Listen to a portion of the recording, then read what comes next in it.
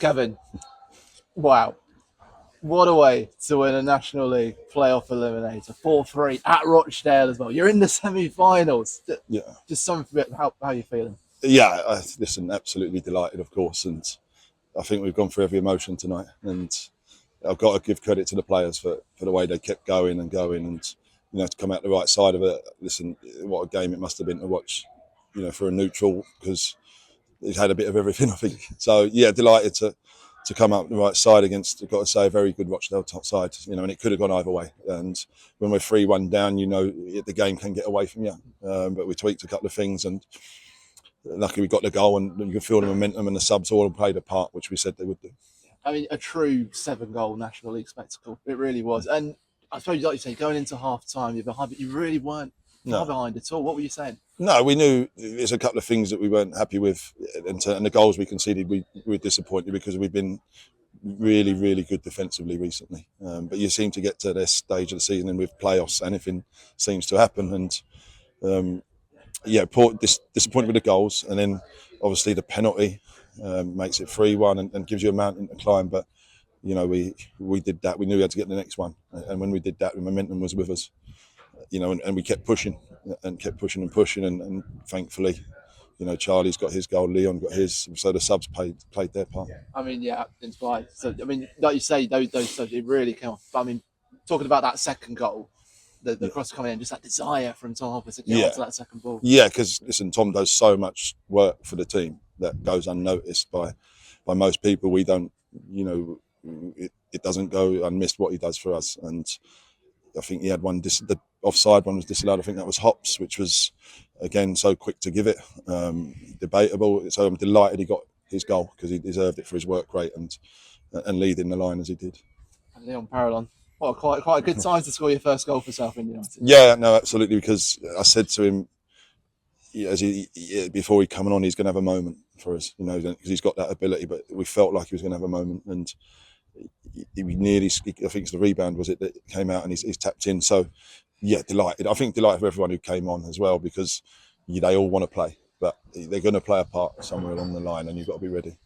And that you were when that moment came in extra time as well. Good into the path of Kendall. I mean, you must have been thinking as well. It's a good time to bring him up. Yeah, listen, and we're watching one or two bodies that were tired, and Charlie's energy was going to be important, and we were just waiting for the right moment that we felt, because Hops was, I think they were having some set pieces and they're putting balls forward, and Hops does so well defensively for us that we knew there was a moment that he'd run his course and Charlie was going to come and play a part. I mentioned Ben Goodliff as well in that one. He was just absolutely man-mountainous at times, but I feel like we also must mention Keenan the Pie Force and the work rate he had in that game. Yeah, no, absolutely, and it's something that we talk about, that it costs nothing to run after the ball, and I've got to say all of them done that tonight. And Keenan was one of them who led the fight. I thought Nor as well, Ollie Coker, and Cav when he come on, won so many headers, so many second balls, and it was great to see him out there as well. I feel like after tonight, if you look up character in the football dictionary, that performance from Southend will probably come up. You must be so proud of that, and like you say, that character, that determination to where you were to come back and get what an amazing result. No, absolutely, and I think, listen, you've been around us, and everyone's been around us for 2 or 3 years. I don't think that's ever been a question. The club probably wouldn't have survived if it weren't for what the players' character and staff and everyone did at the football club. So, yeah, it shouldn't surprise us. But when you see it again and again, it's a pleasure to watch. And again, just under. I've got so many fans. Like nearly 1,200 fans. I just lost the number.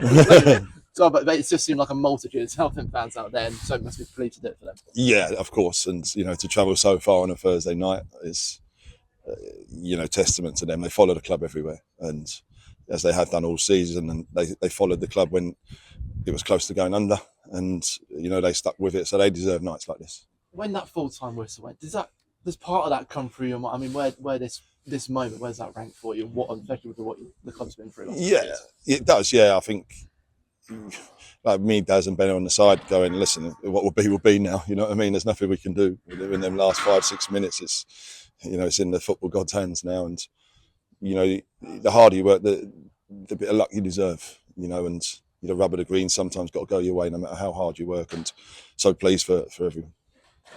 So Forest Green Rovers coming up next as well. Bit of a short time to turn around, but yeah, Just carry more of the same. Yeah, of course. Listen, we've got to recover. It's been a real tough night, and the lads have gone to the well again. So we'll get them in at the weekend to see where they're all at, and obviously prepare for another tough one.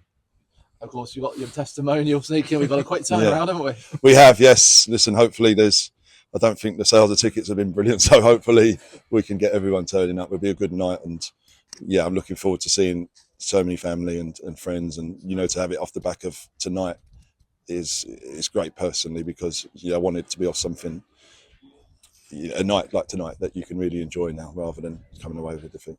And just to finish off as well, so many fans here, maybe watch at Roots Hall as well. Going into this semi-final, what's the message then? And listen, keep supporting the team, keep believing, because anything can happen. We know that with the football club, and hopefully we've got a couple more left in us. Congratulations, well done. Cheers, thank you. It's a team in the club that doesn't know when it's dying, does it? Really, no. And it's shown again tonight, wasn't it? Yeah, the heart and spirit of the football club. Never knows when it's done, and that's a football club. Is its supporters, is its staff, is its people, and that shouldn't go unmissed what they've done.